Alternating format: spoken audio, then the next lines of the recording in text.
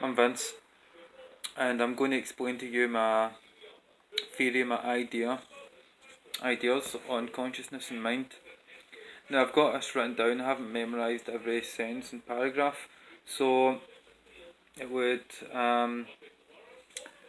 help if you could just bear it as I read this off.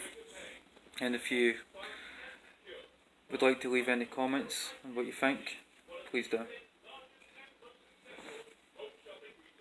The mind, as I understand it, is a part of consciousness. However, consciousness can exist independently of mind. Intelligence too is a result of consciousness, but not of mind.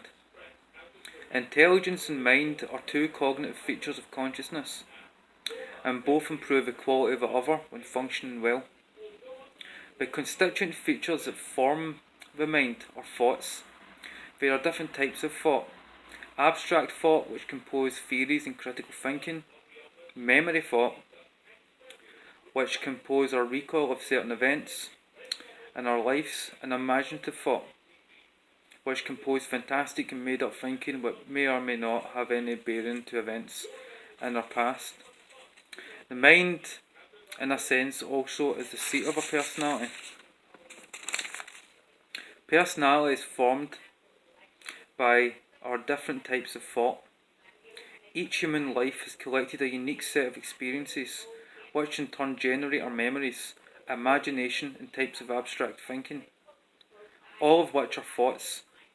These thoughts, in tandem with our environment, cause the mind to construct a personality, or a sounding board, to help the mind function in the environment in which it interacts with. The basis of personality is mind and environment. However, personality is not a natural constituent feature of consciousness, and is artificial to the human condition. Moreover, it was never necessary or essential. The engendering of personality is a result of a thought process that becomes habituated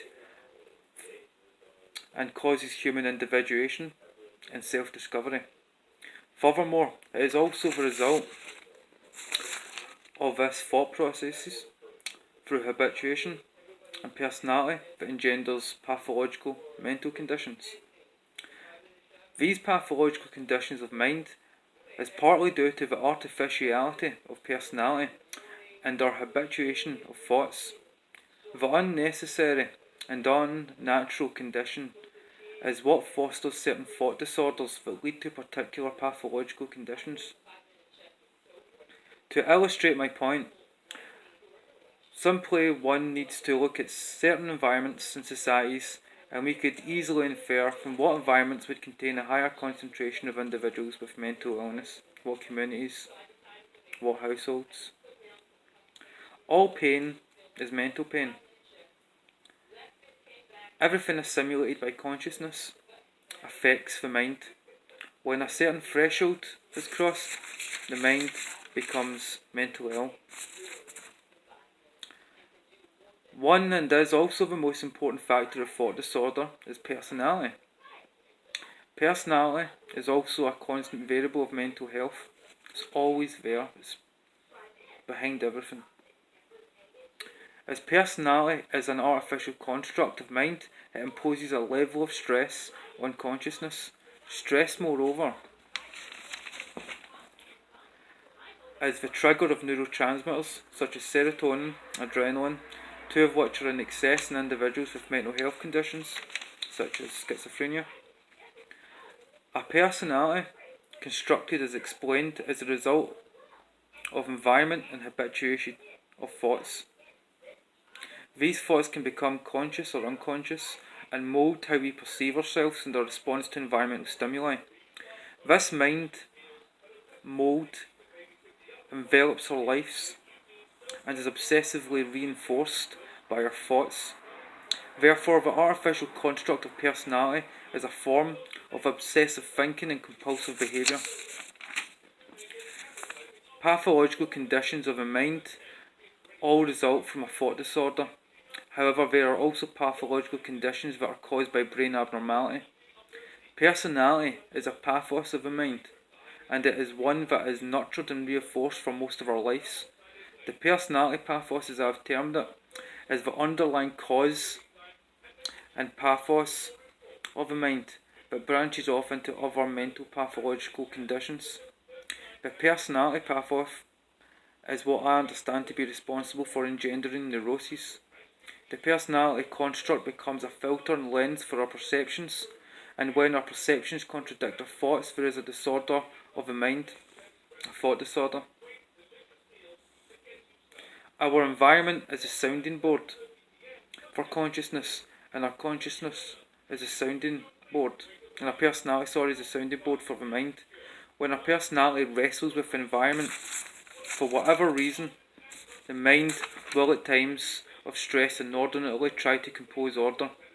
However, the flexibility of our minds is always impaired due to the habituation of certain thoughts that have crystallised to form our personalities. The mind, as a result, is plunged into a powerful thought disorder, and as the mind is nothing but thoughts, it struggles to find the basis for order and coherence. As a result, stress, confusion, and eventually mental illness develops. Mind pathology is a result of thought disorder alone. A consciousness plagued by a chain of thoughts that cannot be placed into an ordinary fashion, and a mind that takes on a momentum of its own and is unable to be willed into coherence and order. Whenever thoughts attain a momentum independent of consciousness, or consciousness will attempt to utilise our mind to control them. One has only to observe the irate behaviour of the mentally ill to see a crippled and struggling mind trying to compose itself. Our thoughts influence our behaviour, and when consciousness has a thought disorder, our behaviour can manifest in ways that are strange and disturbing. Crazy people do crazy things is an expression that is quite apt. It's an expression often used and accurate with mental pathology. When the interior world, thoughts, cannot be put into order by the mind compensates by exteriorising its pathos, its strange behaviour. This behaviour has a unique purpose for the mind and is a method to establish order that it couldn't establish by the use of thoughts alone. An example can be seen with the behaviour of obsessive compulsives who exteriorise their thoughts and match their behaviour accordingly. When the experiences that need to be excessively and orderly put into order and can't, this behaviour or a rare behaviours engender neuroses and can be behind the pathology of schizophrenia. Now, schizophrenia is a much more complicated subject and much more difficult illness to understand because it's also the result of brain abnormality as well as mental pathology. It's a combination of both, and I'll get into that in another video. But tell me what you think.